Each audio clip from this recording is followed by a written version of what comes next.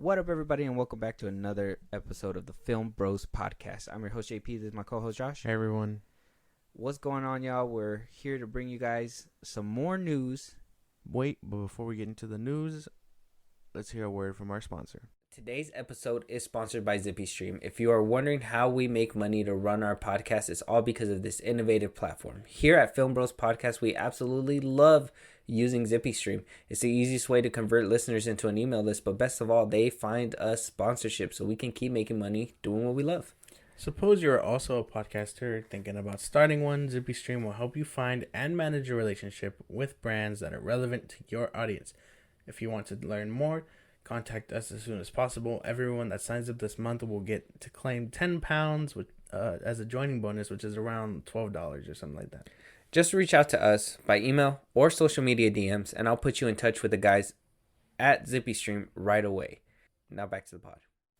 We are going to do something a little bit different, right, Josh? We're going to actually be putting out a YouTube video today. Yeah. With just visuals, okay, guys?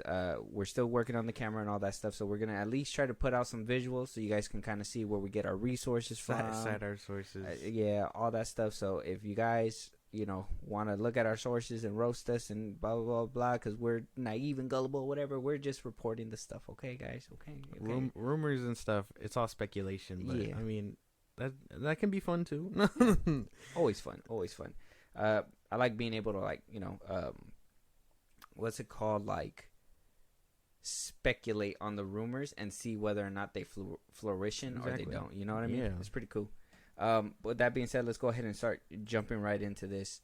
I kind of wanted to start with something interesting to me because I thought it's weird when Disney or at least Bob Iger, you were kind of young. I was kind of interested in everything that was happening, but Bob Iger basically was that dude who bought out all kinds of things. He bought Lucasfilm, he bought Pixar, and then he went at the very tail end of his term. He decided to buy 21st Century Fox.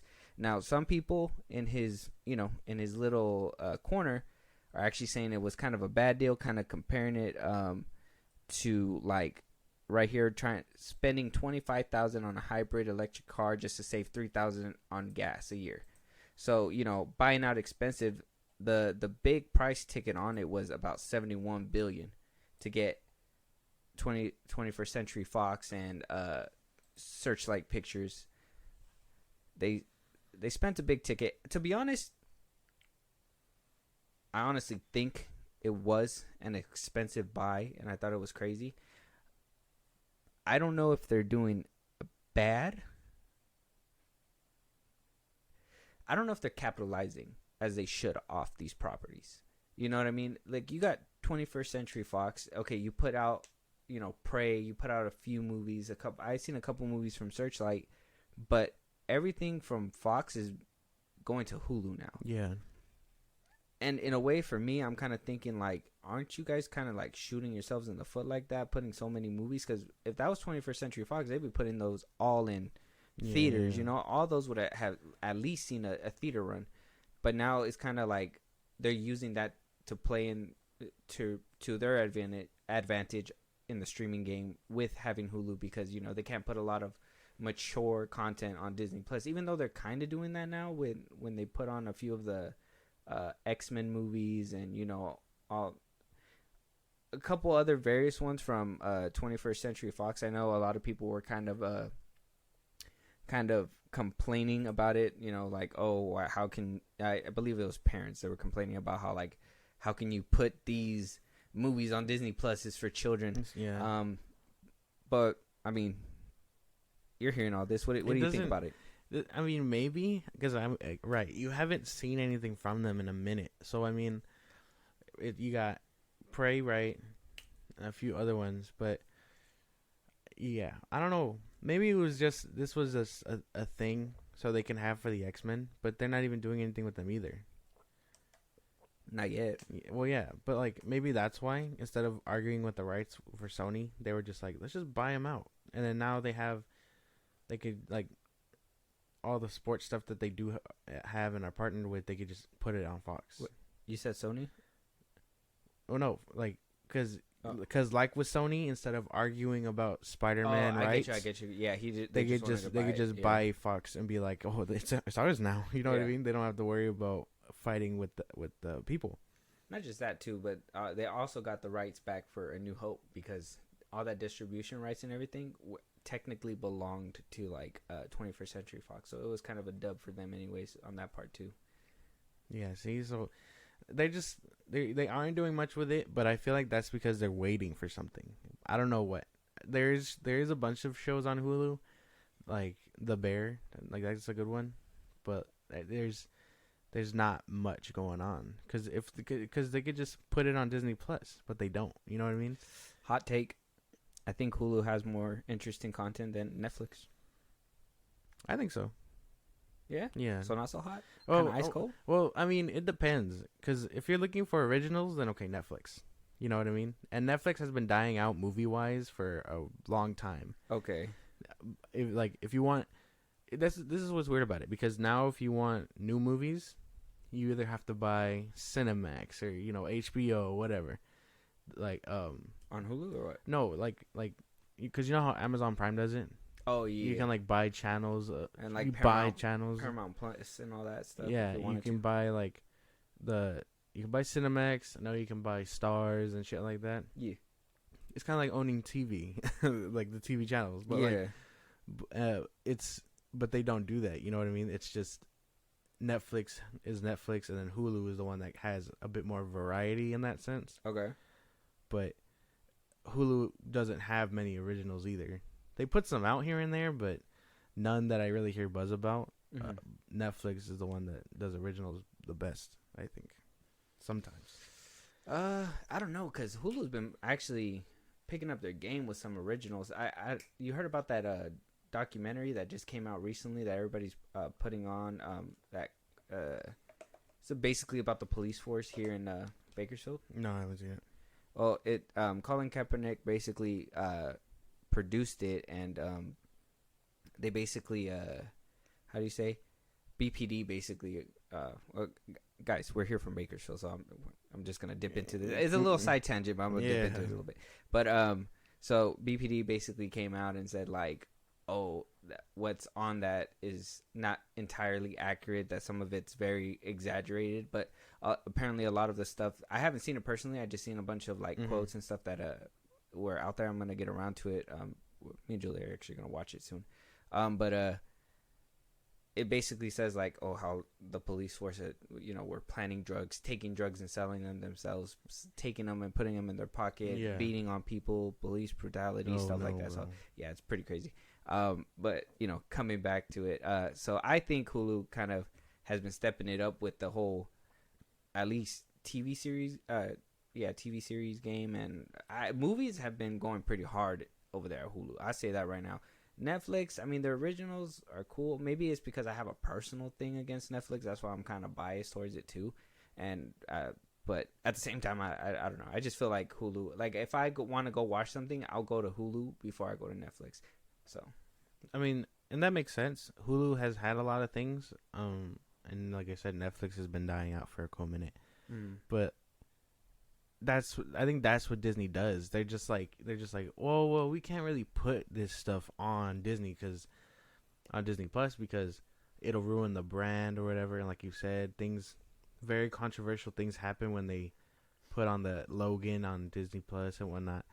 So maybe they're just like, well, we own them anyway. If we still have this deal with Hulu, like, let's just put our more like adult, mature content on Hulu, and that way, if you really want to check it out, it's there. You know what I mean? Because Disney's gonna continue to house everything else. Yeah. Well, I mean, things that fit their brand. I mean, it makes sense. But what I thought was pretty interesting too. So this is basically coming from the Wrap. I know comic book, whatever. CBR is basically reporting it, but this is coming from the Wrap, and at the very end of it, I thought it was pretty interesting when I was reading it too, but that apparently everything started coming up during Bob Chapek's run as CEO before he was booted out in the middle of a Sunday night and replaced by the old head. So, I mean, maybe Chapek is the person. Maybe I'm not. That's why I was kind of like, kind of seemed kind of clickbaity for me with the whole 21st Century Fox thing. But it seems like Bob Chapek has a lot of the fault, in my opinion. Because ever since he took it over, that's when like I seen stocks moving down and all that stuff. Hearing a bunch of different things. So it could just be bad leadership, in my opinion. But I mean, it would make sense. Some of these people are just they don't really know where to go with certain things. You know what I mean? Like they think they're qualified for a job. They get it. Granted, it may pay them hella, but they're just gonna do anything to like make their position seem worth it. You know what I mean? So maybe he was like, "Ooh, yeah, I'll buy Fox and this and that." You know what I mean? Trying to act like he put his name on the Hall of Fame of CEO Disney. You know what I mean? Ownership. Maybe. Damn. Yeah. No. I'm not sure, but I know for a fact that I think maybe acquiring Fox is a big W. I think that they could potentially be capitalizing way more on it if they did put mutants out there. But I honestly think that they should maybe put a little bit more movies out on theaters because, like I said, Prey is a movie I would have loved to see in theaters. I was kind of hot when I seen it. And I was like, man, I would have paid some fucking money. You know what? I'm not really one to like to let go of money. You know this shit. But I was like, you know what? I'm kind of upset that I wasn't able to, pay some money for this movie.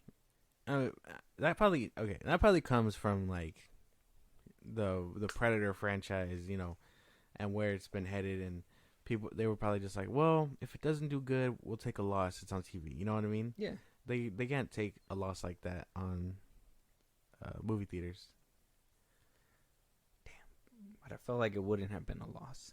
It probably like I'm betting looking back, they're like, damn, we should have. You know what I mean? But it was the safe bet at the moment. It's about the gamble. I get you. That way, the next time they bring one out, they go like, oh yeah, we'll make a full thing out of it. It's in the movies. Here's all the stops. Yeah, but it's all right. I mean, I'm sure Disney's gonna walk away unscathed regardless because come on now, we got to think about it. It's Disney. Yeah, they're charging you an arm and a leg to go to the park. So it is what it is. The happiest place on earth. Disney making a bad deal, that's probably another Tuesday for them, and they're going to recover like nothing ever happened. They'll limp for a minute, and then, it is what it is.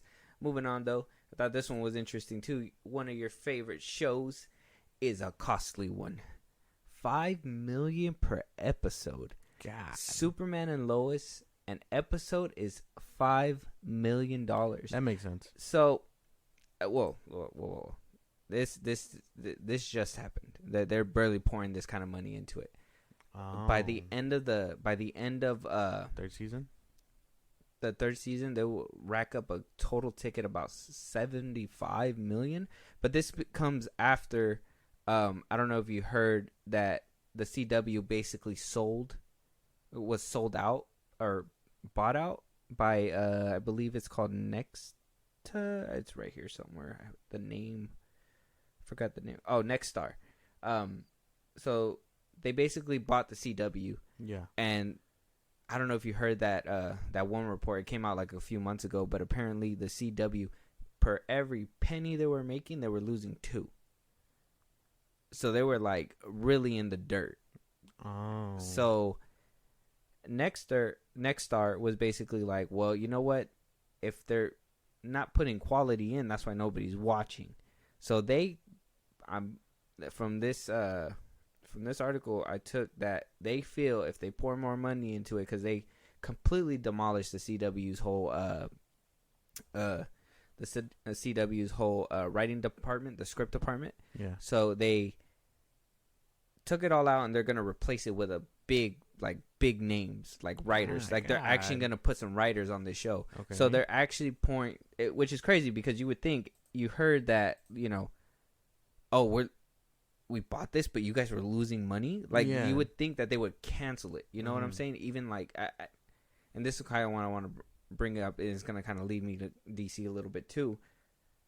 Is this because I seen this show. I started seeing it, and I couldn't get past it. The CGI was garbage, and to be honest, the writing isn't the best, in my opinion. I mean, the only thing I see from that show is some metal dude fighting. There was like a clip of some metal dude fighting, and that looked like ass. And everybody posts that one scene where he brings that green car down, and that's it. I never see any dialogue. I never see anything from there because I know this show was not that good. So, with that being said, is this really, like, is it a smart move to pour money into something that wasn't making money? And do you think that James Gunn and DC kind of have a hand in this to kind of keep it alive for now because it is kind of a fan favorite? I think so. I mean, that was exactly what I was gonna say. Like they probably aren't canceling it because one, it does have a good viewership. They wouldn't be on 3 seasons, coming up on 4. If you know what I mean. If they weren't, it was about to be canceled at season 3. It was this close. But I think because everything, but I think because it's getting revived by this new company that is they're actually pouring money into like all that stuff. I think that they're. I don't know. I think because I mean this show could have gone the chopping block too. It could have, like Titans and Doom Patrol. Mm-hmm. You know what I mean? Mm-hmm. And so I don't think it could be because it does have some viewership and CW. I mean, this show, while it is by CW, you can tell comparing it to, at least through my eyes, comparing it to The Flash or Supergirl CGI and stuff. This looks way better. Dog water. This looks way better. Yeah. So, like, this can probably give fans hope. Like, maybe you can check out, if you ever get past season 1 or whatever and decide to make it to the season 3, if it's updated and, you know, this expensive and they dumped money into CGI and stuff, I don't doubt that this show will get more traction than it already has. But there's no way that it's getting this revamp and you know, you can still be like, nah, it's ass. You know what I mean? Like, I don't think there's any way about that. Well, to be honest, I would just have to go because there's 2 seasons.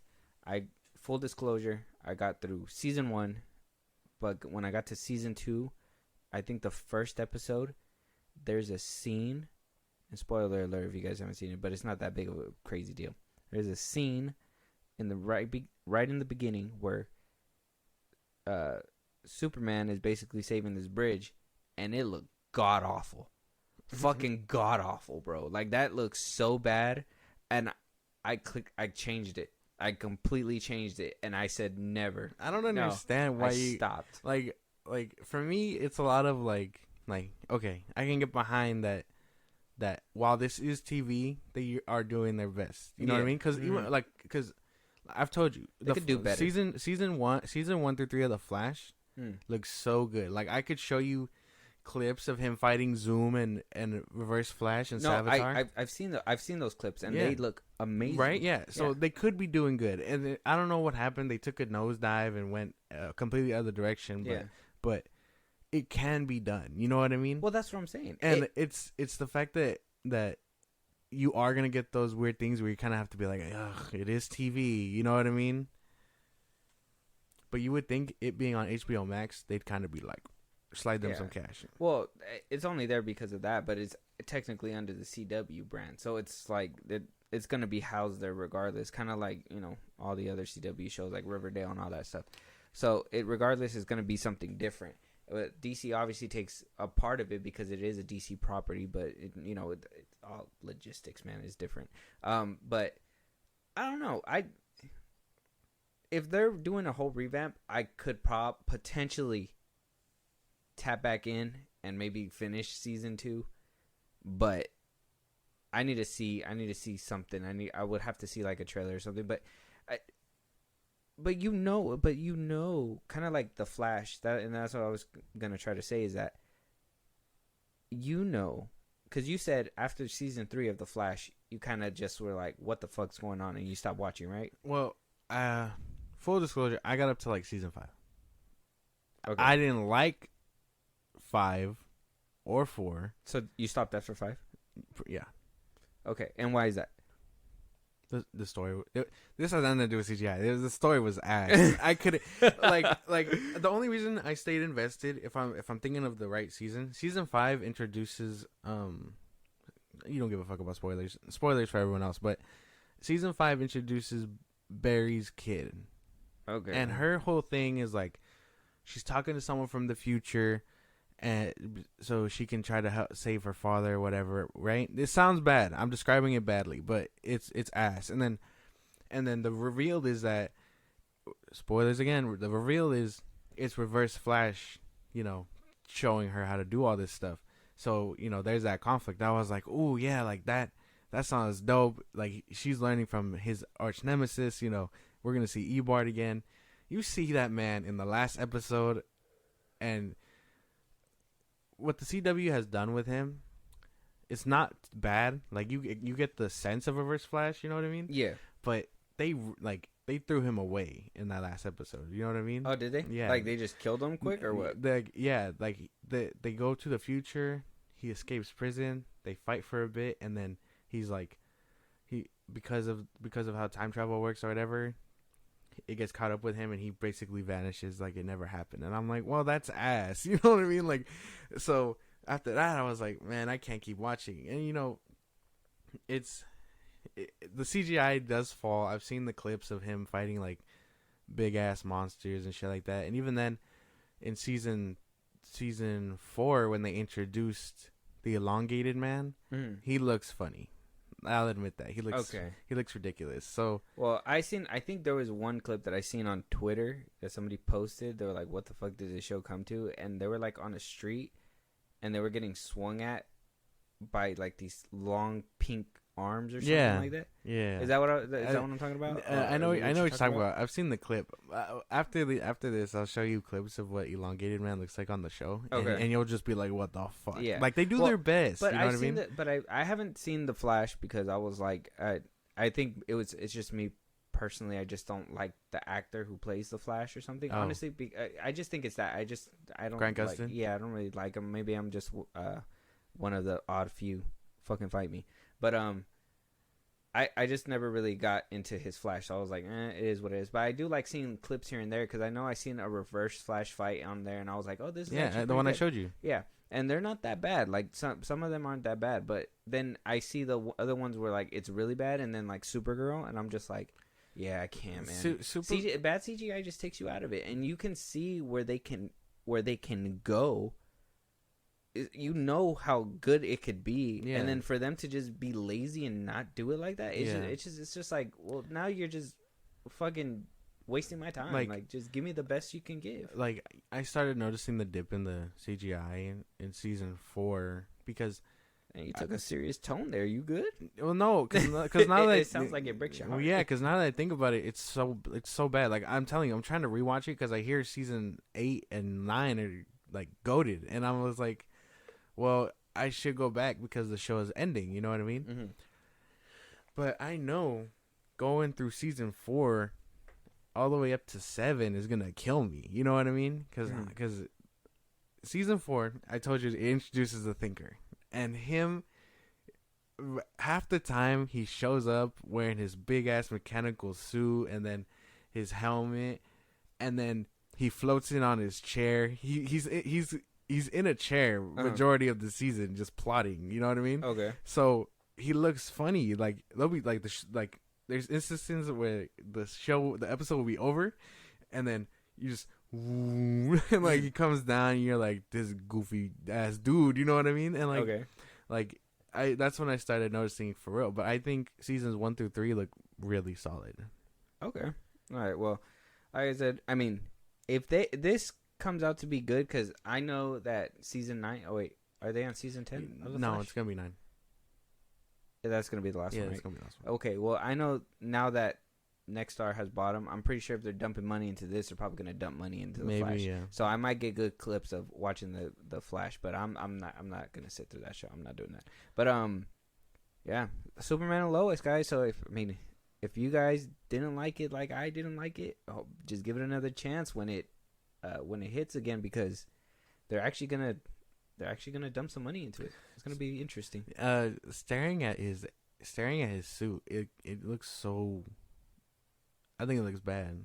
Maybe the picture just doesn't do him justice. I don't like how small this chest symbol is. Yeah, it's kind of tiny. Yeah, it's off-putting. I like the rest of it though. I can deal with the rest of it. I kind of like the belt too. They went with no trunks in this one. And I like the belt, so it's pretty sick. But yeah, I think the S is just too small. They could have. It looks well, I guess you could say it looks straight out of a comic book, but it looks cartoony. Maybe, yeah. Yeah. So. And then you've seen the clip obviously where he gives the kid his hat back. Like they gave him the classic suit for that. Yeah, I seen that one. And then the S looks. That's the one that everybody posts about. The S looks. That's all that everybody could say is so good about the show. Yeah, the S. Yes, that was one of my big things. I was like, I've seen the show, and like that's a nice little like nod or whatever. But y'all ain't posting anything else. You know what I mean? So that's like you can't be too mad at that, but at the same time, y'all are really writing this scene. So it's good to have, but I post know some more stuff that make it look good. Yeah, you're not doing the show justice by redoing the same clip and being like, oh, it's better than Cavill. There's no way. Okay, that sounded a little personal towards the end. That sounded a little personal. It is personal. No, I've seen that stuff. I see those tweets and those TikToks, and I get that. I'm coming for their neck. Oh, okay, all right. He's coming for y'all. Moving on. Pause. Do you see stuff? No, actually, Avatar stuff. Wound up beating Titanic to become the third biggest international release. Oh, dear God. He is going to own the gauntlet when all these Avatar movie comes out. He's going to own the gauntlet, but, we already talked about this. We know he's going to make it up there. Maybe he might, when he beats the number one spot, that's when I'm going to 100% be like, he's the GOAT. Because he did it a double time. Yeah. What I really wanted to talk about, though, after this little tidbit, congratulations, James Cameron. It's a great movie. They're going head-to-head with Sonic the Hedgehog. Sonic 3, December 20th, 2024. Avatar 3, Sonic 3. Going up against each other. Who's gonna win? Who's gonna win? Why? Why did they put this child's movie next to what is gonna be the biggest blockbuster of the year? There ain't no way.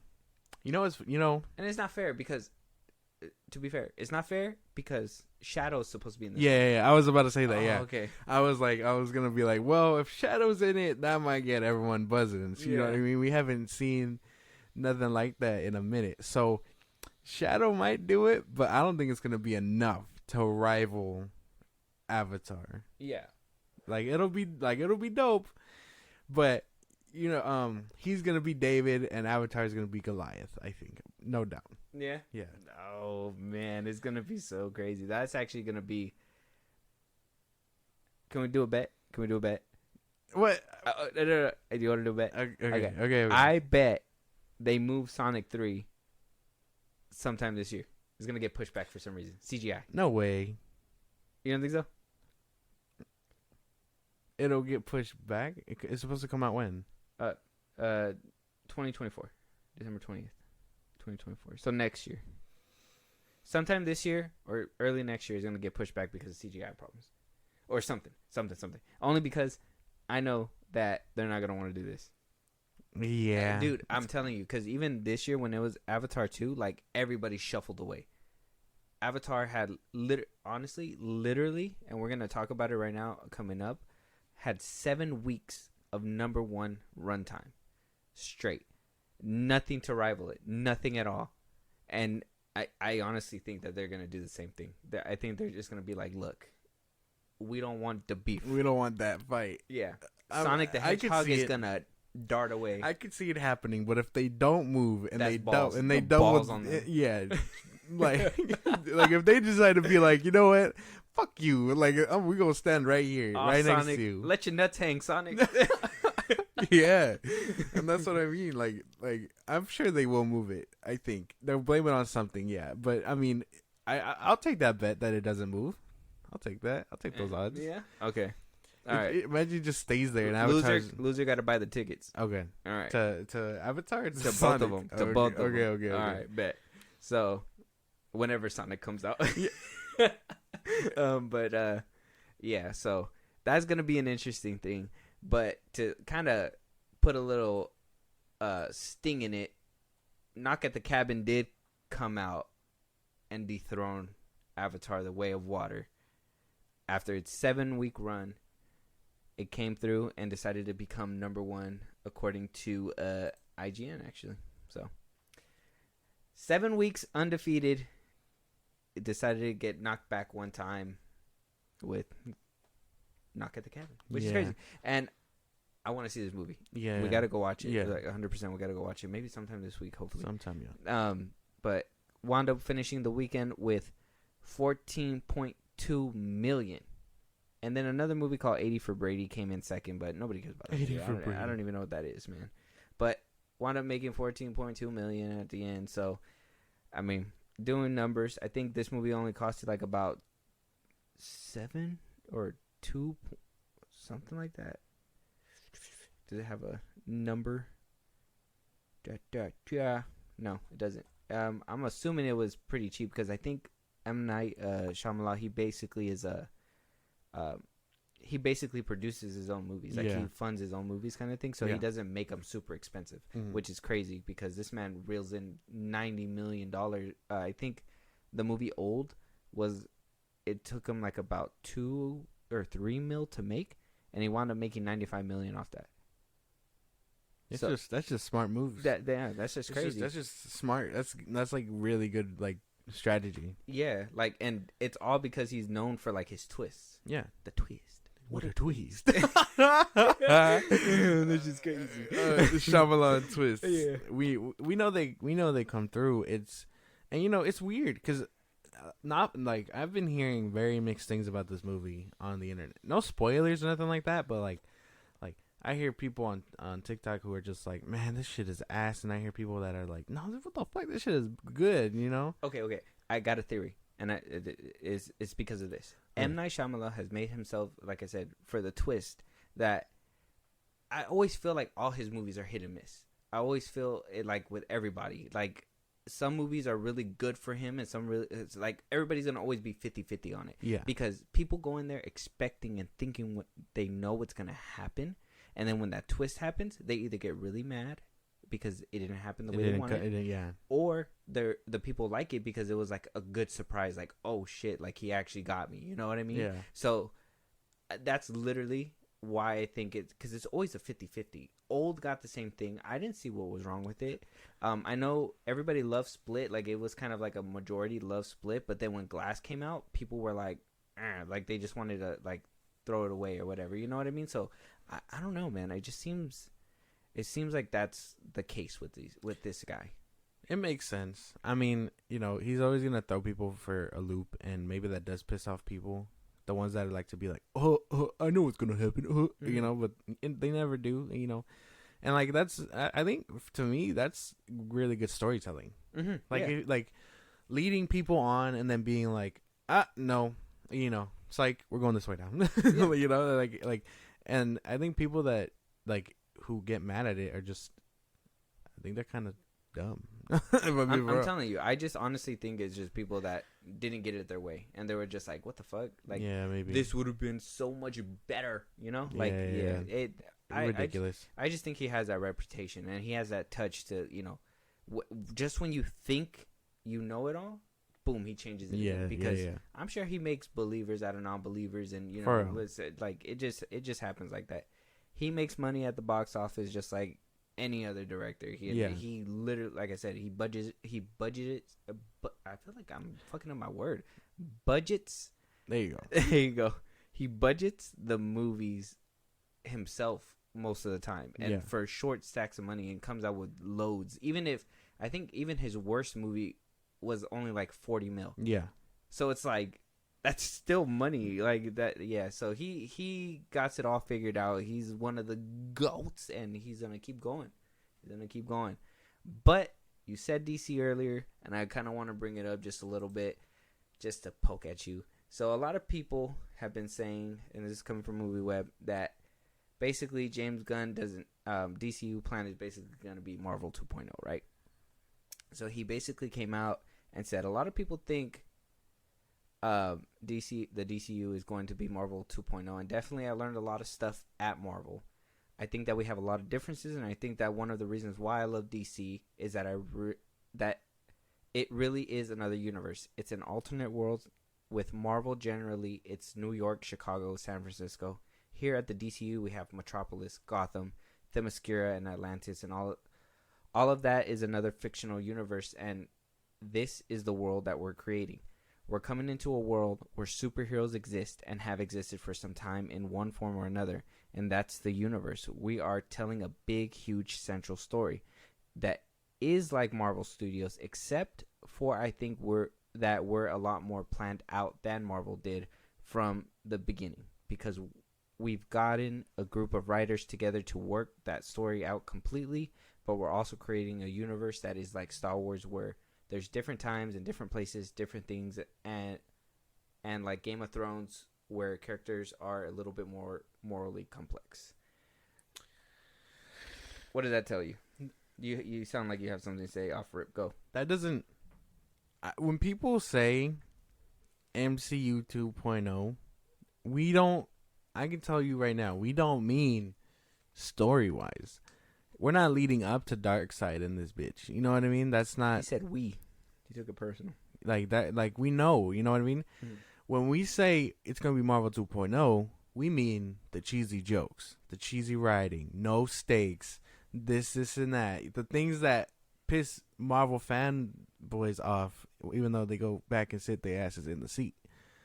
That's what. Well, I mean, we kind of have to. No, but like, you know, that's what we mean, or at least that's what I mean when I say it's gonna be Marvel 2.0.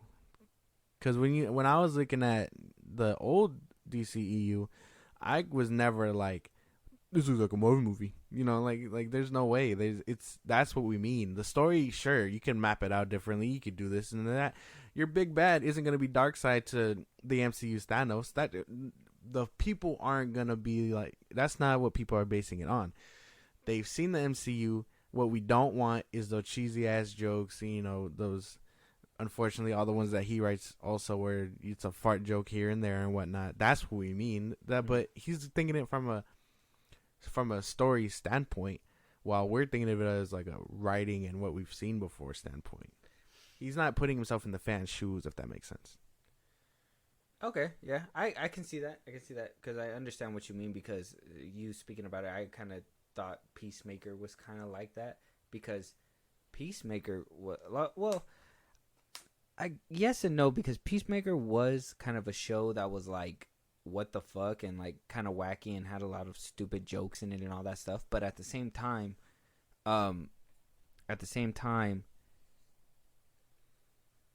it was more mature, I guess. Well, I mean, in a way, I guess just saying fuck all the time doesn't really doesn't make you mature. Yeah, okay, yeah, I heard what I was saying, and you know what, I don't think, but that's why he probably thinks it's different, because he's like, aha, I gotta say fuck all the time. So it's like, I don't know.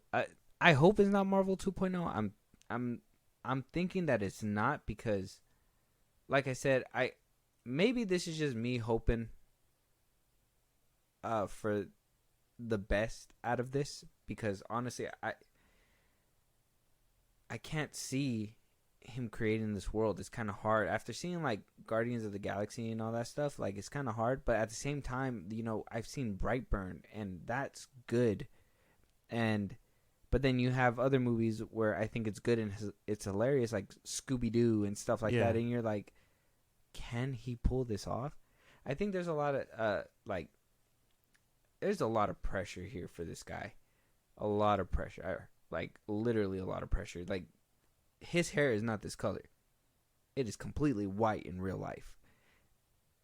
This man is going to be stressed out. Now, it didn't help that he's picking and choosing and doing a soft reboot. I know we talked about this before. I'm going to bring it up just a little bit. If you guys want to check it out, it's on one of the past pods. But, like, he's literally, the two people that we know who is coming back is Viola Davis and the Weasel.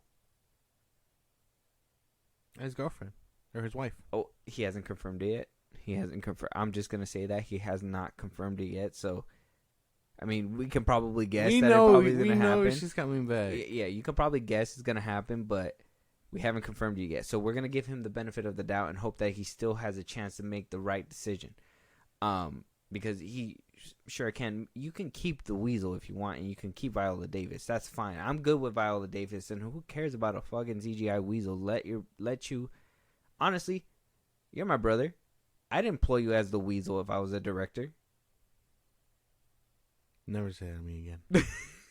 I'd be so pissed. They're like, bro, I got you a job as the Weasel. What the fuck? You know what I mean? Like, but what if it's a secure bag? What if ain't you're no like, way. What if you're like, I don't like acting, but I just want to be in a fucking CGI suit and just get ain't no way. Just get paid. Just get ain't paid. no way. Okay. Maybe not you. But I would hope if you were like a director ever, and you would be like, you know what, you're not that great at acting, but I'm gonna give you a job just so you can, I would do that. I would be like, yeah, here's something you can do, but I'd give like, if there was a way to make you speak, I'd be like, okay, we can run with that. Give you a waiter line. Here's your cup of water, something like that. Here's your water. I'm not gonna stick you. I'm not gonna stick you in a green screen suit and be like, act like a weasel. Like, there's no way. I need you to drown for me. Like, there's no way. Okay. But he also put him in Guardians of the Galaxy, and look at him. He's thriving. He's only the figure for the raccoon. The one that gets the big bucks is the one doing the voice, Bradley Cooper. No, he's the now he has Yondu's head. Oh, that's him? Yeah. I didn't know that. Yeah. I don't give a fuck. Damn. But anyways, yeah, so it's kind of hard to back on track, but it's kind of hard to see this a little bit. Like, I'm holding out hope, but I want to hope to say that it's not going to be a Marvel 2.0 because I think Zaslav will put a stop to it if it is. Now, the casting things and everything, maybe he's giving him free reign, but I think that he will be completely stopped if he tries to make it a carbon copy. Yeah. And, like, I would hope that somebody stops him. Like, Like, wait. That ain't it. You know what I mean? Like, and like that's what, like, yeah, you can plan and you can do this and that, but like I said, he's not seeing it from a fan perspective. He's seeing it from the writer's chair, which is fair. But to be like, oh no, we're in our own universe. This isn't New York or whatever. This is Gotham City and stuff like that. That doesn't help you in really any way other than the fact that only now you're in Gotham, and you're not in New York. You know what I mean? But that's what I'm trying to say is, like, we don't want that cheesy shit from the MCU. We don't want, or at least I don't. And then we don't want that cheesy shit in Metropolis. Exactly. Yeah. I don't need Superman or Batman doing one-liners. You know what I mean? Like, Gotham criminals are being chased by clowns on unicycles. Yeah, like. Crazy. Batman's gonna stop a criminal, break his windpipe, and be like, "Talk now." You know what I mean? Like, there's no way. Oh man, yeah, it's gonna be interesting. Like I said, he has a lot of pressure on him. 100%, he got a lot of pressure. There's no way that nobody's applying pressure on this man. I'm doing it now. Yeah, I know. I'm doing it now. Yeah, so he has a lot to prove. We'll see if he proves it because, I mean, he's talking big game. If you notice in the tabloids, my boy's talking big game. And he has free rights to do that. First Amendment and whatnot. Like, literally, First Amendment, this guy. But to say that his world is going to be more planned out than Marvel. Well, I guess in a way he says more planned out than Marvel in the beginning. So, I think didn't Kevin have, like, the whole Phase 1 mapped out, or did he just wing it? I think he had the first phase planned out, but not the rest of it, right? Yeah, no. But maybe that's what he means. Is like he's probably planning out Phase 2 already, along with. He said he was. Okay. So yeah, so he's probably already working on that, and that's why he feels that way. Yeah, and he even said that what he showed us in Gods and Monsters isn't all of it. You know what I mean? Yeah. So like I have no doubt it's planned thoroughly. That isn't what people mean when we say it's MCU 2.0. That's what I'm trying to say. You get what I mean? I got you. Yeah. You can plan it out and be like, oh, we got these things, we got more this and that than Marvel does at its starting point. But okay, we also got a lot of more baggage than what Marvel started out with. You know what I mean? Their only task with the MCU at the first was be like, well, we can't use Spider-Man, we can't use the X-Men. Who's a Marvel character we can bring light on, and start this universe? And they started out strong with Iron Man, and the rest of it. But we started out with Superman. We started out with Batman versus Superman, and then Wonder Woman, so on and so forth. And now we're here, post Black Adam. We know we got the other ones coming through, but we have a lot more baggage, and he has a lot more shit to juggle now that he's trying to let that baggage go. But that's not that's all the technical side. From a fan standpoint, the writing is my concern. I don't need that cheesy one-liner shit is what I'm trying to say. That's what I mean when I say it's going to be an MCU 2.0. I got you. Where it's going to be lighthearted and no stakes. And, they're going to get up unbothered at the fact that Doomsday just killed Superman. You know what I mean? That's what I'm saying. We'll have to wait and see. It's going to be interesting. Like I said, lots of pressure on this man. We'll see what happens. Moving on. So we got Michael B. Jordan already planning ahead from Screen Rant saying basically Creed 4 is already happening. Sick. No, not sick. What do you mean? Not sick. Why? Because we got Jonathan Majors in this one, okay? And if he's already planning it out, if he's not the main bad guy or the next person he fights is not him, I'm going to be pissed. I really want to see Creed 3 and I want to see this matchup happen. And I already know off bat from the trailers, I'm going to love that fucking fight. You've not seen Jonathan Majors, bro. You've not seen how built he is. I've seen it. So either he's planning him in Creed 4 or he's not. And if he's not, I'm fuming. You haven't even seen. I'm fuming. You haven't even seen the second one. Have you seen him when he fights the Russian? No. The Russian is built more built than his father was when he fought Rocky. You know what I mean? There's no way. I understand. I'm gonna have to show you. I'm gonna have to show you.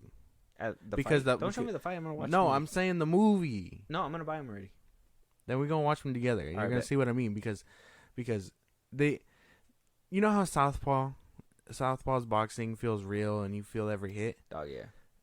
Creed 2 is exactly like that. Is it just me or the first one it didn't feel as hard as Southpaw? I mean, I feel like Creed 1 did a good job. I'm not saying the hits were bad, but is it just me or did some? Well, I know what you mean. Because it's coming out because what his whole thing was. I think at the first one where he was scared to get hit. You know what I mean? And then you've seen that clip where he gets knocked out? Yeah. Behind the scenes? Yeah. That's when he was like, okay, I know what it feels like now. So we're doing this shit for real. So I think that's what happened. And, now he's like, on this shit to look real and good. You know what I mean? Oh, okay. So the second one. So he got the confidence. Yeah, the second one comes in hard. When he fights the Russian, it's so good. So we're gonna watch it, and I'm telling you, I have no doubt that the third one is gonna be fucking nuts because Jonathan Majors is a built ass dude. Yeah, no, I gotta see it. I mean, it's good to know that he's already planning ahead. I'm just like I said, I'll watch Creed 2, but at least for now, especially if he feels confident that he can direct it too, he's gonna be making bank off of it. I know, because this is the first one he's directing, right? The third one, yeah. Yeah, so it's gonna be good. I mean, yeah, I gotta watch the second one. I gotta get around to that one, but I think that's what. Whoa, my voice. I think that's why. what kind of put me off the second one, and I honestly believe that's why I haven't given it a chance yet, because the first one kind of made me feel like No, I'm telling you, because I think I seen the first one and I was like literally like that, like I think I seen better hits from like Southpaw and the original Rocky movies, you know what I mean? So like I was kind of meh, like the fighting for me was kind of alright sometimes. I think that's a whole nother podcast thing, but I think the fighting from Rocky 1 is dated. I think 3 and 4 hold up the best, if I'm being for real. 100%. Like when he's fighting the Russian and when he's fighting there's a lot of Mr. cuts. T. There's a lot more, like, it feels more real, if that makes sense. In Rocky 1, there's a lot of cuts. Same with Rocky 2. Yeah. But 3 and 4 I think hold up well, and then 5 falls short, and then I haven't seen 6, so I can't tell you. Yeah, I haven't seen those movies in a long time. I like sports movies, but they're not like top of my list. You know, I like sports movies. Yeah, they're pretty sick though. They have to have to be honest, the reason why I saw Southpaw was because of Jake Gyllenhaal. I don't know. Some people say like they don't really like him, but I like him. He's cool. Like I'll see anything with him in it, to be honest. But yeah, moving on. That's exciting though. I'm excited for it already. Well, yeah, I know you are. You really love this series. Movies. Moving on. My boy Seth Rogen, man, he came out and basically said that Marvel movies ain't for this guy, man. Now, is there more context? Yeah, there is more context. Okay. He says, I think that Kevin Feige is a brilliant guy. And I think a lot of filmmakers he's hired to make these movies are great filmmakers. But as someone who doesn't have children, it is kind of geared towards kids, you know? There are times where I will forget. I'll watch one of these things as an adult with no kids and be like, oh, this is just not for me. He also says, truthfully, without Marvel, the boys wouldn't exist or be interesting. I'm aware of that. I think if it was only Marvel, it would be bad, but I think it isn't clearly. An example I'm always quoting is there's a point in history where a bunch of filmmakers would have been sitting around being like, do you think we'll ever make a movie that's not a Western again? Everything's a Western. Westerns dominate the fucking movies. If it doesn't have a hat and a gun and a carriage, people aren't going to see it anymore. And that kind of reminds me of that quote of what Clint Eastwood said, that superhero movies were going to go out like Western movies, because there was a time where Western movies were like the hot ticket. Like everybody wanted to be in a Western and everybody wanted to watch a Western movie for whatever reason. So I wasn't born then, so I can't relate. I like Westerns here and there, but not like that. But that used to be the thing, and he's right. The boys wouldn't exist, honestly, without Marvel, because honestly, Marvel paved the way for where we are now. I understand what he means from, like, honestly, on Phase 4. Because I think Phase 1 wasn't really all kids. And I think a couple of Phase 2 movies were kind of sprinkled with that. Like Age of Ultron, I kind of felt like that was kind of like a teenager movie where, like, a robot said shit. Funny. You know what I mean? So I can kind of see where he comes from, but, you know, in my opinion, I think, well, that, and this probably maybe comes from like a place where this is all we get, so I'm gonna be happy with what we get, kind of thing. But like, I enjoy it. I would like to see a little bit more darker take on, or maybe a little bit more less lightheartedness on everything and a little bit more serious on more things. I know a lot of people say, like, you know, oh, they do take things serious, you know, look at Black Panther 2, look at, you know, Black Panther 1, and like there's a couple in there where they do take serious, you know what I mean? But it's not an all-around thing, and I would like it to be an all-around thing. I don't know. I don't want to bash him too hard, because I mean, some of it is for kids, but at the same time, that doesn't mean it's not geared for everybody. You know what I mean? Okay. Like, the best example, Thor: Love and Thunder. You know what I mean? That one, you can aim it more toward kids. Mm-hmm. But then you got ones that are like Wakanda Forever, for, in my opinion, is a bit more serious and, you know, adult stuff. Most kids are going to be like, what the fuck? How do I give a fuck? You know what I mean? Mm-hmm. And, like, Marvel does juggle, and it does its best to juggle serious topics, but they don't hit the mark too well, because at the end of the day, they're gonna end it with a quip or a one-liner and whatnot. You know what I mean? But they try. They do try. So you can't really bash him for that. And then, if the movies aren't for him, then cool. It's not like he's like Scorsese and he's going to be like, well, these aren't real movies. You know what I mean? Like, he acknowledges that, yeah, they're good filmmakers and stuff, which is great, because he could totally be like, that shit's ass. Yeah. He's basically saying you don't try to, if you can't beat him, join him type shit. You know what I mean? And, like, he can't say all that because he's in Invincible. So, you know what I mean? Well, he's a producer on The Boys too. Well, that's why. So it's not really fair. What do you mean? Because without him, where would he be? Where would they be? You know what I mean? Because without the MCU. Oh yeah. Because you can totally say that without the MCU, the boys wouldn't be there. But like, we've gotten to a point where we are tired of seeing all that good guy shit. We want to see bad guys fuck this shit up. So that's why cowboy hat. So he's basically just putting capes, but now bad guys are able to do this shit. You know? Yeah. So I mean, nothing really wrong with him saying it. I just needed more context, because I was like, well, people say Marvel movies aren't for them all the time. You know what I mean? It's the reasons when they're like, oh, it's for kids, or they're not real movies. It's not cinema. You know what I mean? It just depends on the context of it. Yeah, because to be honest, like I said, there is some serious stuff sprinkled in. Like, Civil War is one of them that's pretty serious, but then unserious Guardians of the Galaxy, stuff like that. You know what I mean? And sometimes stakes don't feel high, and that's one thing for me, because people come back, and in TV shows like this, or at least where they take it a little bit more serious, people die and they don't come back. You know what I mean? So it's kind of that's where I'm at too. Like, you never fear for any character's life that you know is gonna make it, you know, and it kind of takes that suspense away from me.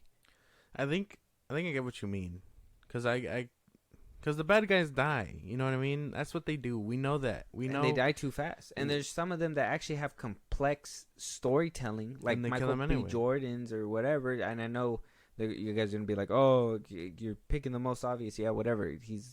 He was good written. Yeah, like, and then they just kill him off, and it's over. And it's like, what the fuck? You kill off the best part of it, and it's why? And and sometimes the stories they choose, they don't do that thing where they take the time to remember that shit. You know what I mean? Yeah. Like what's the best example? Like, okay, I'm gonna make the comparison. Let me know if you get it. You know how at the end of Avengers, he takes the nuke into the wormhole, and that gives him PTSD, and that leads into Iron Man 3. Yeah. Right? Okay. Think about that. And then think about what you just said with Black Panther, right? Yeah. They address Killmonger. Spoilers for Wakanda Forever. They address Killmonger one time, and then he shows up one time, but they don't recall him ever again. But you know who they do call back? Okoye's husband, the one they call a traitor. You know what I mean? Yeah. So there is no real stakes, and then if they die, you're kind of like, oh well, they're dead. What can we do? Exactly. And you like, there's none of that. Well, remember him, type shit. Mm-hmm. It's so weird. Yeah. I think that's just, and it's just stuff like that holds Marvel back, in my opinion. And I think that's why, like, we need alternatives like The Boys and stuff like that, so you can get that sense of stakes and suspense in superhero movies, because when a superhero, they're not gonna die, it's just like, well, yeah, what's the point? But honestly, Marvel, it's also, in my opinion, is a threat for Marvel too, because now it's taking attention away. Maybe people that are like, well, fuck, this shit's so good, like, I can't even go back and watch Marvel. You know what I mean? Like, it's competition, and Marvel kind of needs to step it up if they want to deal with the competition, Well, yeah, no doubt. I mean, that's like the double-edged side of things, because the MCU Disney itself will be a juggernaut forever, but that whole thing where people want to be like, oh, there's fatigue, but then they'll go see the next movie regardless. You know what I mean? So they're tired, but not tired enough to go see it again. You know what I mean? It's ridiculous how that cycle just keeps going though. That sounded personal, man. Why you coming at me like this? It wasn't personal. I'm just saying. No. That's the way you said it. What do you mean? Nah. No. It wasn't personal. I'm just saying that's what's been going on with like I feel hurt. The internet. Look, and stuff. I have fatigue, bro, for Marvel. But I watch that shit because I have to. Exactly. I have to because I gotta keep up. Exactly. I don't want to be because there's people out there that probably never even tried Marvel because of how fucking thick it is. You know, people probably heard about Guardians of the Galaxy 2, and then when they asked somebody about it, they were like, "Well, you gotta watch Iron Man, all of Phase 1, 2, and 3, and then because Guardians of the Galaxy is in there, and you kind of want to know." Why they're in the middle of all this and whatever and blah blah blah. Well, maybe Guardians of the Galaxy is not a good enough example. Maybe like Thor 3 or something. I don't know. But you got to tell them to jump through all these hoops, and then you'll finally be able to understand and watch this movie with context. And it's like intimidating. Like some people are not gonna want to do that.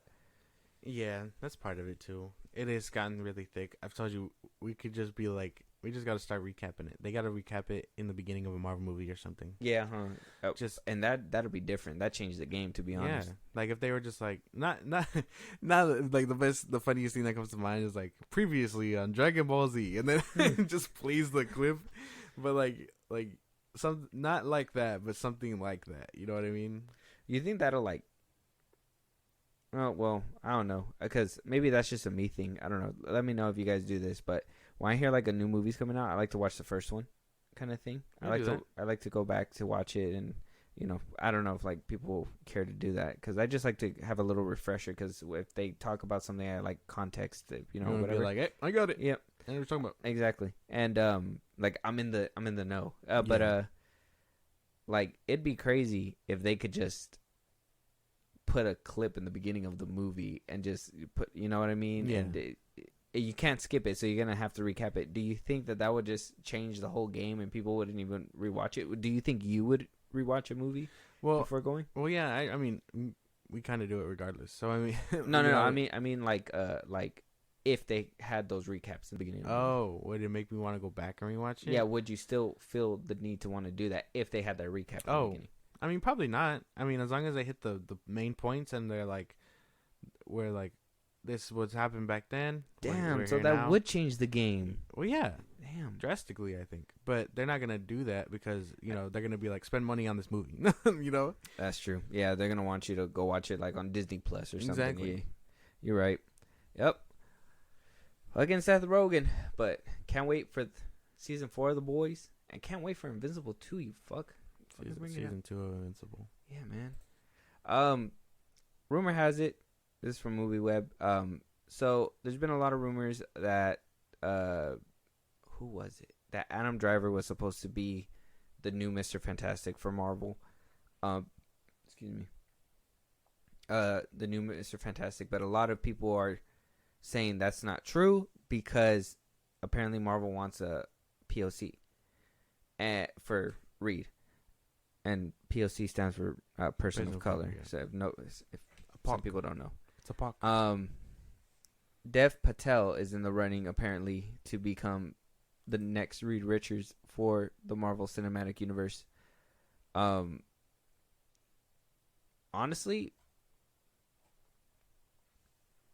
I'm not one to like care for whether they're white, black, whatever. It doesn't matter to me as long as they can get somebody fucking crazy and like that can actually have the acting chops to do it. He's a fucking dope ass actor. I think that he would do immaculate as Reed Richards, but that's just me personally. That's why I kind of wanted to talk about it because I was like, if I had to think of somebody who could play him after seeing a couple like pictures and everything, I'm like, and his acting chops are actually there. I don't know if you seen him before or not. Yeah, no, I was about to ask what's he been in. The name doesn't sound too familiar, but I probably know him from movies I've seen. So, Dev Patel. Yeah.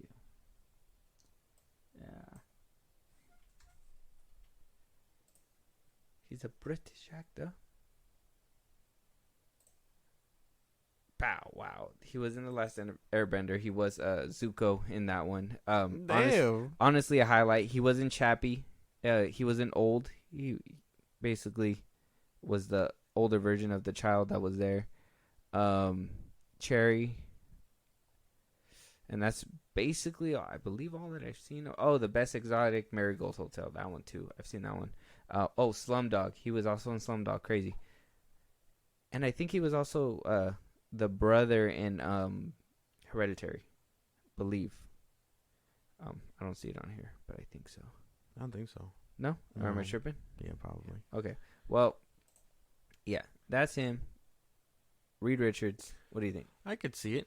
I don't see why not. But there's too many. This is the thing. Like, there's too many rumors. They need to come out and confirm a casting already. Maybe it's because it hasn't been done, and I think there maybe because when I hear like people are so adamant like on maybe Adam Driver or like this person or that person, I think it's because they're probably on the top and people think that they're leaning more this way or leaning more that way, but in reality they haven't made a choice yet. So if I guess in a way we're gonna talk about this, we got to talk about it in a theoretical sense, if he would be good. And if he would be better than the other name that has been thrown around for a good minute as well, Adam Driver. He looks good. I'm not going to say that he doesn't, But for me, my fan cast was John Krasinski. We got him. He's probably not coming back. We know that. Yeah. My second is still the dude from You. So me? No. Why do you do that every time I bring up the show? What do you call it? Why don't you say the show You? That's what I said. Oh. You still said me. But that guy it's gonna be a forever joke. Penn Badgley. Mm-hmm. He's like the best pick for me. This guy looks dope. Dev Patel looks dope, but in my eyes I've already chosen, if that makes sense. And if they go with Adam Driver, I'm gonna be like, what the fuck? Out of left field, you know what I mean? Yeah. I know he's a good actor. I'm not gonna try and knock him. He could be anyone else. I wouldn't see him for that. Not as Reed. No. I couldn't even see him as Dr. Doom. Remember that when that rumor was going around? Yeah. Like I couldn't see that either. What? I could probably see him as Dr. Doom, but not as like a comic accurate Dr. Doom. If he put like his own spin on it, it'd probably be pretty cool. Well, the MCU usually does that. So. Yeah. So he probably wouldn't be a good fit for it either, but I don't know. But I think he would be good if they lean more this way. Like I said, it just seems like it's between him and Adam Driver from what rumor has. So we'll see what happens. But moving on, we also found out that less than a couple weeks, Netflix is already gonna put out a season 2 of the 90s show. Sick. They already got renewed, got greenlit. Still haven't seen it yet. Have not seen it yet.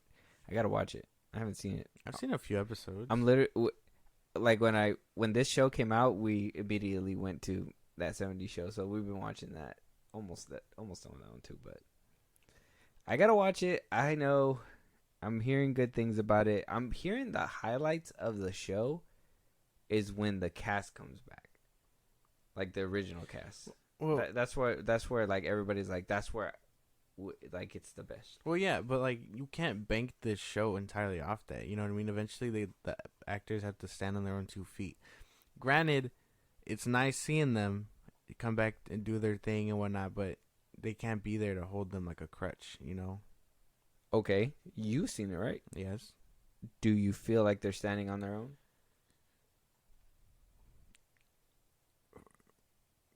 For now, yeah. For season 1, yes. Well, obviously, like they're still being they still have their hand held because the returning cast is coming. Eventually they will just they won't come back at all. Or they'll be there for one episode and that's it for the season. But I think for what they are, they do stand, and the highlights of it come from mainly a few characters of the new cast, and then obviously it's Red and the wife that are like the better parts of the show. Mm-hmm. but I think they stand pretty well for a cool minute. They're kind of wobbly, but I think they'll get there eventually. Do all the jokes land? Sometimes. All of them, they're not going to be perfect all the time. It's hit or miss. Well, that 70s show, I feel like every joke landed. There's not, like, I can't really think of any jokes that didn't land on that show. Maybe. Damn, Jackie. I don't know. Come on, bro. I can't control the weather. No. Yeah. But yeah, I don't know. I mean, it's every joke does hit or miss. I'm not going to lie. Some of the cast can be a little Annoying. Yeah. But, that's a problem. I think that's just them trying to like find their ground, see what works. You know what I mean? Probably. And like, who knows? Season 2 could be even better. Season 1 is always shaky, in my opinion. I don't know. I feel like the first season of that 70s show was solid, bro. Maybe that's just nostalgia talking. Damn. Don't do that to me. Oh, look, Black Adam. Oh, never mind. I saw that. Oh, you did? Yeah. Oh. The Last of Us. Yeah. We're not supposed to be watching the trailers in the corner. We're I know. supposed to be talking about that 90s show. I didn't even open that. But yeah, so renewed for a second season. Still got to watch it. Literally came out not too long ago, so it's crazy that it probably got a lot of buzz because the original actors came back. So congratulations to them. We'll see what happens. One thing that I really wanted to talk about and I thought it was funny, James Cameron finally came out and admitted that Jack could have fucking lived, bro. Okay? Did he really? He could have lived.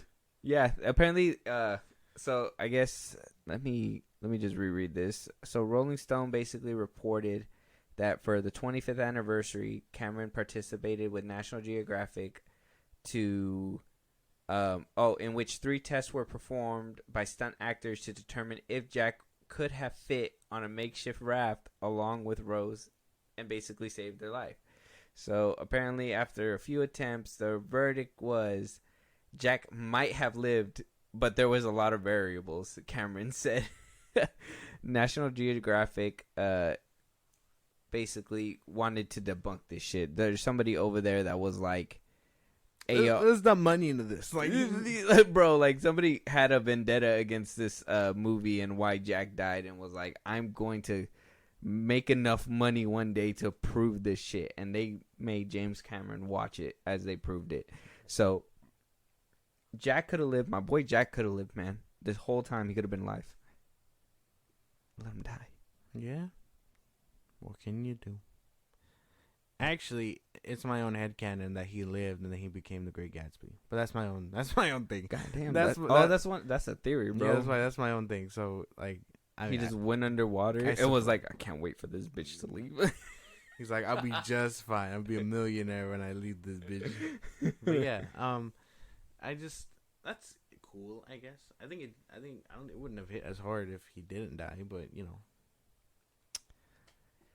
That's true. No. It would have been crazy if he lived and still didn't get the girl. What? He was going to get her regardless. Yeah, Leonardo got game. What's his name was fumbling the bag left and right. He was too angry for his own good. That's true. He was bitches love Titanic. I don't know. He was trying too hard and he didn't have that riz. He didn't have that fancy money riz. Come on, my boy was trying to work it. I can't believe my boy got on a boat, man. Pimp of the century. Got on a boat in less than a week. Got up in there. And fucking went out like a legend. He came for nothing, right? He got on that boat lucky. That dude that was trying to take Rose paid for that shit. And, he was the one flexing his money. And then Jack was just like, you trying too hard. Yeah, honestly. He's like, I'm gonna take your bitch. Yeah. Let me take her up off like, your hands. I recently saw a clip of the dinner table scene. Mm-hmm. Where she's like, oh, I guess it's the mom or whatever. Yeah. And she's like, he's like, I don't want caviar or whatever. He doesn't like it. And it's like, they're having the little banter trying to see what he's about and stuff. And he's just like playing it cool. And I'm like, yeah, he's the guy, That is the guy. Yeah, no, I just wanted to get this proven. Honestly, I know James Cameron has been defending this for like the longest because everybody asked him for like the longest. And honestly, in the early like, this is going way back, and I still think it probably pops up nowadays. But in the early like MySpace, Facebook days, there was like all those pictures of like somebody drew the shape of the door or something, and was like, "Oh yeah, he could have lived if," and they kind of positioned themselves in certain positions or whatever. And I was just like, "Damn, I wonder if this will ever get debunked." And here we are in 2023, debunking that years shit. later, debunking it. Yeah, Shit's crazy. But moving on, we got a new movie coming out called Nobody, Nothing, Nowhere. What? Yeah, we got Octavia Spencer, Joseph Gordon-Levitt, and Lucy Liu signed on to do it. The producer basically came out and gave us a little tidbit. Not only is Nobody, Nothing, Nowhere a strong commercial project with a hilarious script, but the film also subtly tackles social issues in a mind-boggling cinematic universe. We are incredibly proud to represent this project at a market and play a part in bringing it to the audience around the world. Okay. I don't know how to feel. I don't know what that doesn't tell me anything. Okay, like tell me what you think this movie is about off the name. I couldn't tell you. I don't know. Nothing comes to mind. It's in my opinion, it's literally gonna be a parody or a comedy skit of Everything Everywhere All at Once. That's what I'm thinking. So, like, there's a few things. Let me read through it real quick. I think there is another.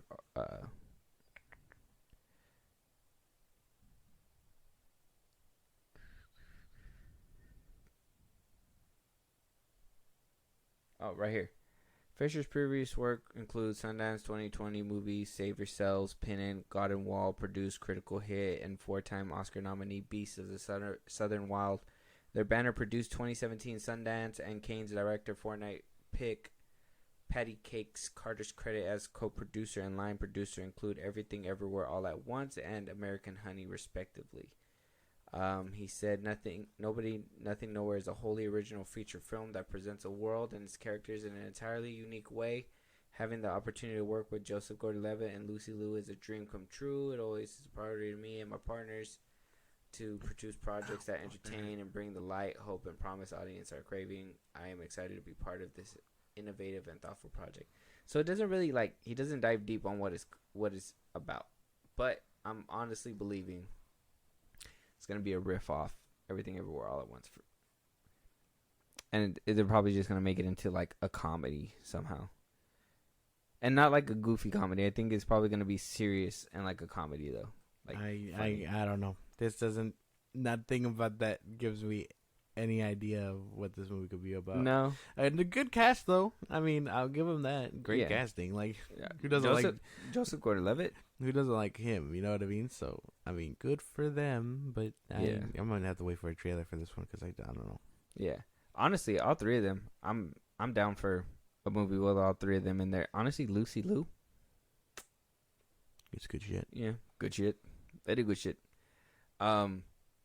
It's exciting stuff. It's cool that at least she's a great actress. I like her in everything that she's in. Octavia Spencer, sure.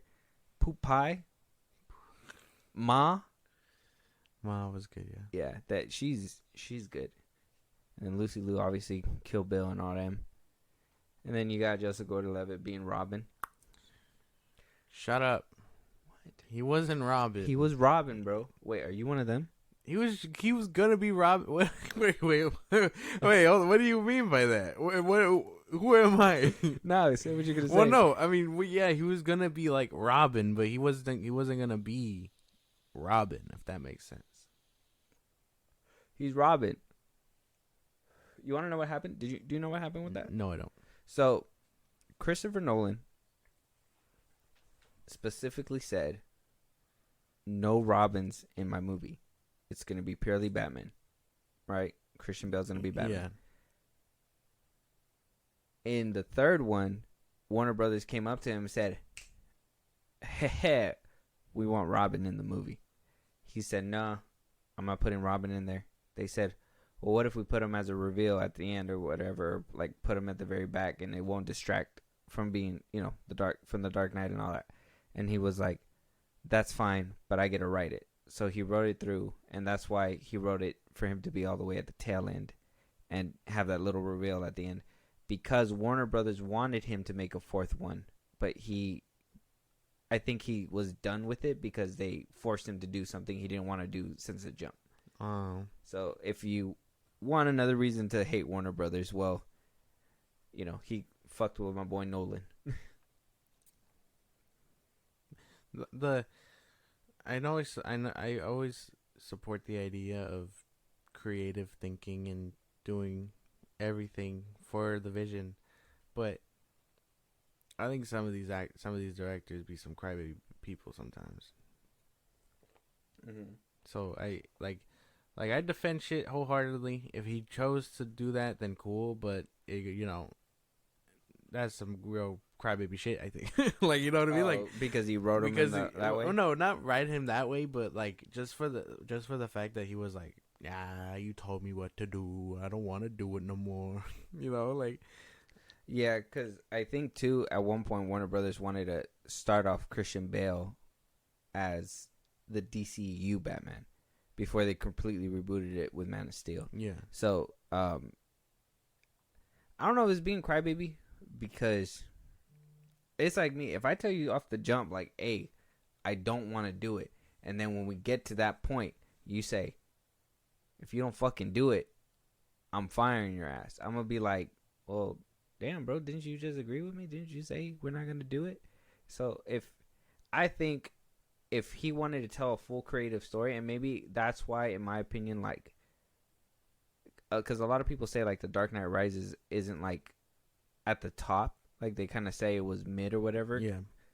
And for the longest, I was thinking, like, is that because it was just a follow-up to The Dark Knight, and it's really hard to top something like that? I mean, James Cameron is making it look like a fucking breeze, but like, it's usually pretty hard to do that. You know what I mean?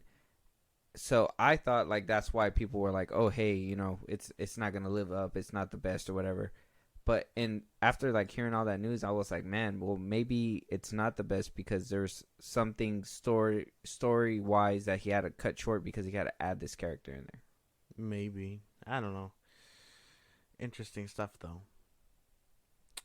Interesting. Oh yeah, but a little tidbit if ain't nobody knew about that. But anyway, moving on. But good luck to Nobody, Nothing, Nowhere. Hopefully that movie does good. Yeah. I'll actually good like to shit. watch it. Really good shit. What the fuck? I don't know, Fabio. So my boy Matthew Lillard. Damn. They fucking canceled the show he was in. He was in that show Good Girls. They canceled it. So, he needs a job. He got a 3-film deal for Five Nights at Freddy. Never played it. Don't know about it. I know they're making it into a movie. So it's very interesting what's going to happen. But Matthew Lillard as a voice actor is fucking phenomenal. He puts his all into it. And I think he could really bring this character to life. I seen a couple clips, but I need to see a little bit more. I know the lore behind FNAF. It spans. What the fuck you say? FNAF. Is that what it is? Five Nights at Freddy's. FNAF. Oh, because it's Five Nights at Freddy's. FNAF. That's what we call it. That's some real nerd shit. That's crazy. I never heard that. So go on. I'm not gonna begin to explain the lore because it's a lot, but I can tell you it spans 1, 2, 3, 4, 5, 6, 7, 3 books, 6 or 7 games, and then like 3 more games after the fact. So it's a real big interconnected story, and the fact that they're working so closely with the actual like writer of the first game, like the creator of it, pretty much. I have full doubt. I fully believe, not doubt. I fully believe that this movie is gonna be really good. It's gonna make you're gonna like it. It's gonna be good. As for Matthew Lillard, my thing is, I think he's gonna be. I don't think he'll voice act, but if he does, I think he's gonna be Springtrap. You don't know who that is. But if it comes... Is it anybody young? No. That's nerd shit again. But the chicken, that's Chica. The one holding the cupcakes, Chica. The middle one, the bear, that's Freddy Fazbear. And the bunny he's called Bonnie. These are horror?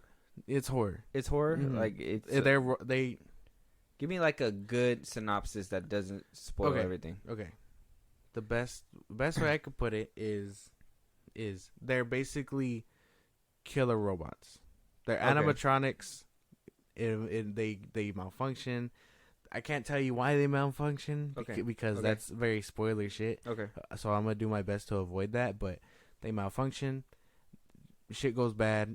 Springtrap is a menace. That's all you really need to know. So I'm really excited for this movie and the fact that he signed for 3. You can only wait. I really think you're gonna like the movies. If you don't, then okay, but you know. Well, if it's horror, I'm always down for horror. Yeah. So I'm with it. It's good shit.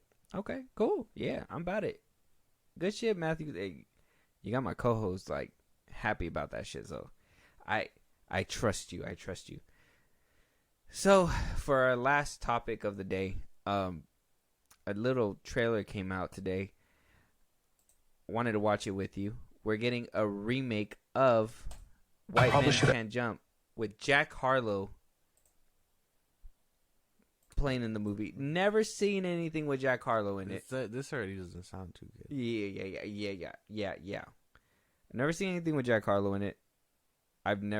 This probably is his first acting gig, I'm assuming. Why they rebooted it and chose to go with somebody so different from like Woody Harrelson is ridiculous. Wesley Snipes, I mean, we can probably see who can play him. Maybe we can get a fresh actor, but Jack Harlow, out of everybody, like that's who we choose. Yeah, I don't know. That is very weird. I could have probably thought of a few more people that could have probably done this a little bit better. Yeah. Just play the trailer, man. Have you seen the original one? Yeah, I've seen the original. It's a really good movie. Good. All right. Just play the movie. I probably should have asked this earlier, but how much cash do you have on you? Did you not bring enough money to cover this game? I brought like 80 minus 60. You ready? Born ready. What's up with your boy? He's almost done. I'm like the P.T. Anderson of basketball psychological warfare. Who is P.T. Anderson? Our greatest living director. Spike Lee is our greatest living director. Spike Lee's not even a good Knicks fan. I knew this was a mistake. Rated R. Oh, it's a Hulu original. We were just talking about this. Hello and welcome. Oh God, excuse me, man. I probably should have asked. So yeah, Jack Harlow coming in on a crazy time. I don't know. I think don't know. he's gonna be funny. I don't know who that is. I don't think I've seen him in anything. You recognize him? No. Let's read the comments. Could you imagine if we lived in a world where people actually created something original? You can't duplicate chemistry Woody and Wesley had. That's true. Disney has no shame recycling classic movies. There's no need for a remake. The original is fire. And this all has to be coming from fucking Jack Harlow. There's no way that this is legitimately an SNL skit made for theaters. Okay, not a lot of people are vibing with it. It's gonna be interesting to see how it comes out. Yeah. The first one is great. I think whoever read that comment said that comment is spot on. I think the original is amazing. You can make a remake of it. I just wish they would have picked better actors. Yeah. It's like they were picking names out of a hat, and they were like, well, Jack Harlow, he's the guy, you know. Who would ever say Jack Harlow's the guy? The people making this movie. Who says, you know what? This kid has some big shoes to fill. Woody Harrelson shoes. Who can we conjure up or think that can put up? And you know what? To be honest, it got to be fucked up because he didn't necessarily have to be white. they could have gotten like a Hispanic, or I mean, they could have gotten somebody who's funny to do it. I don't know. Maybe it's just me hung up on the fact over Jack Harlow is in this, because why would they waste this character on, honestly, on somebody who's never acted before? Yeah. That's the big thing. That's the big thing. And, you know, I'm not trying to bash Jack Harlow. I don't really like his music. That's me bashing him, but I like it. I like his little skits he does with Drewski. I mean, they're a funny pair. So Yeah, I like Drewski. he's cool. they're funny. They're a funny like friend group. So that's the most I've seen of him. Like, I guess acting, but I don't know if that's him acting. That's just, you know, him. So Yeah. I don't know about this one. But and that leads me to believe was he just like, oh man, this role is me. This is how I am. I'm just that guy. No, Yeah. Nah, man, I don't know. This movie does not look it. Ugh, I mean, yeah. We got to see a bigger little spot. This is a little teaser. I'm just like, man, I don't care about remakes because you know what? I think it's smart to update for the modern audience, you know, because otherwise, I mean, how many people have actually seen White Men Can't Jump? I guess from this time, you can't say a lot of people did. And this is probably going to put it on the map and make people go and rewatch it or go watch it for the first time too. I'll murder someone if I ever hear them say they prefer this over the original. There's no way. They're going to be like, what? That old thing? Come on, bruh. I'm choke the fuck out of them. Yeah, no. There's no way. I'm just saying that. I forgot the girl that was in there. The one with the accent. Oh. Yeah. Irreplaceable. I just... yeah. What's her name? What's her fucking name? Real quick. You're talking about Gloria? Yeah.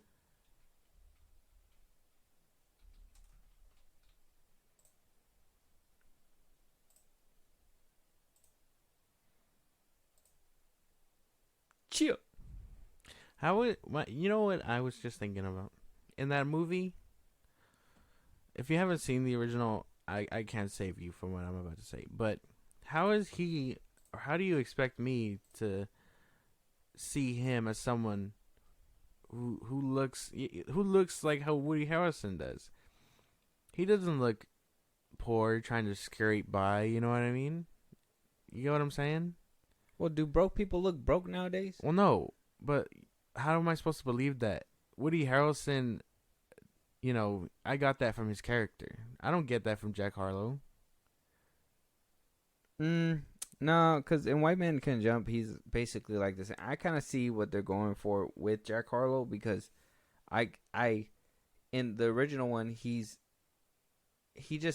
not that he's poor, it's just that he manages his money wrong. And he uses his girl to basically keep his gambling addiction or, you know, keep himself afloat. So, yeah, he's broke, but, I mean, his girl is taking care of him. You know what I mean?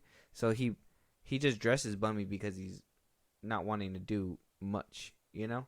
So I can kind of see where they're going with it, and I can kind of see where that modernized take is going but I hope it's outside basketball because that looked like it was inside of a gym. And I wanted it to at least be how it was and be, you know, street ball type shit, you know, because that's how. Yeah. That's how it is. Venice Beach. But like I said, it's a big shoes to fill. Woody Harrelson shoes, man, big shoes to fill, and I think Wesley Snipes, boots.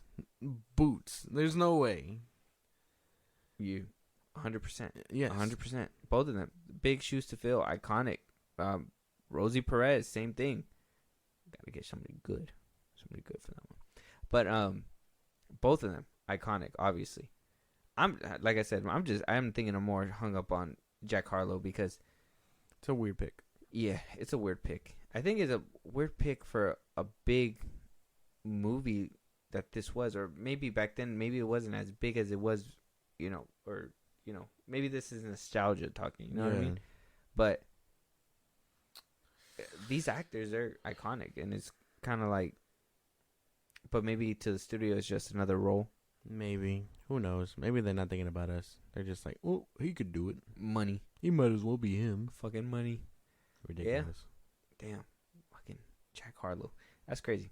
Well, we'll see what happens, and we're just gonna have to wait and see on that one. I need to see him more. I need to see more. Maybe there's a different trailer out there where he actually makes me laugh, and I'm just like, okay, genuinely, this might be okay. But if it's have to wait for that. But if it's going straight to Hulu, I mean, there's not gonna be much marketing. Yeah, and then it should be okay. When did it come out? Let me see. Rolling Stone, get out of my way. Streaming May 17th. Okay. Still got a while to go, to be honest. That's all I wanted. I don't need to log in nowhere. But yeah, so May 17th, we get to see it. Hopefully we get a better trailer. If we get a better trailer, I'll go ahead and I'll hit you up about it, and we'll do it on stream. With that being said, Josh, if you want to go ahead and close us out, let everybody know where they can support us in a big way if they would like to hear our full catalog. If you want to hit us up at any time, Twitter, TikTok, and Instagram at FilmBros Podcast. You can hit us up for news or any movies you want us to review. We kind of talked about a bunch today, so I mean, you should totally pick one and let us know. If you want to listen to our other episodes, Spotify and Apple Podcast at FilmBros Podcast. If you want to support us in a big way, Zippy Stream at FilmBros Podcast. I know I just fumbled the words there, but all it takes is a name and email. You get updates on when new episodes drop. You get to hit us up at any time, and you get access to our full catalog. So, yeah, go do that. And if you want to support us on YouTube at FilmBros Podcast. Yes, and that's gonna end it for us today. If you guys have anything that we haven't covered, anything like that, go ahead and hit us up on any of those sites that my co-host had just said. Any movies that you guys want us to review? Is there anything else that you guys want to see or hear from us? Let us know. Let us know. Talk to us. With that being said, we'll talk to you guys on the next one. Talk to you guys later.